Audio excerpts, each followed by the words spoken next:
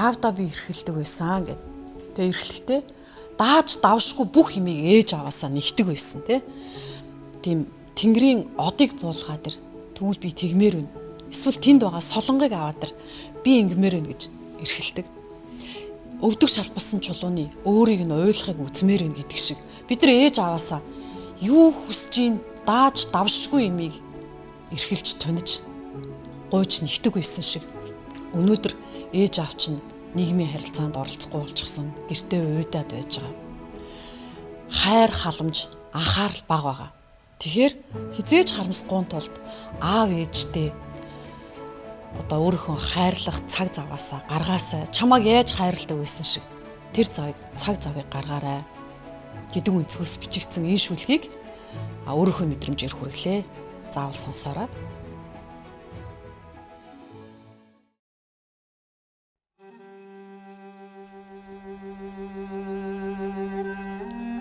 Аавдан би эрхэлдэг байсан.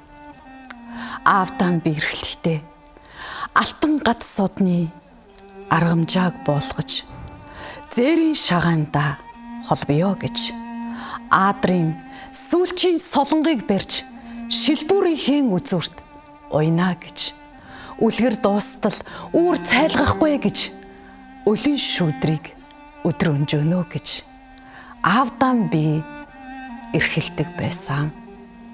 Илтвэлдэг байсан. Ээжтэй би эрхэлдэг байсан.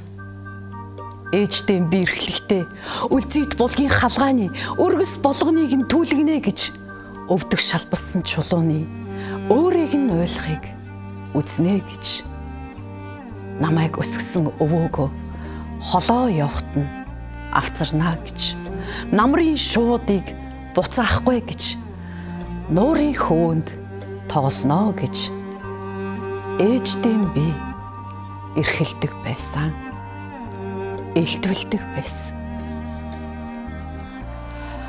Хотоо тэхнээ аав минь алтан гад содны аргамжааг буулгах гэд явчихсан юм биш байгаа да. Алга бай.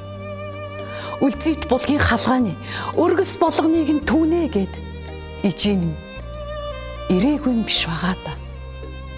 Эзгүй байна. Мөнх бусын орчлонгийн дутууг үрдээ бүтэн болгох гэж миний хоёр буурал одоо гэртээ эзгүй байна.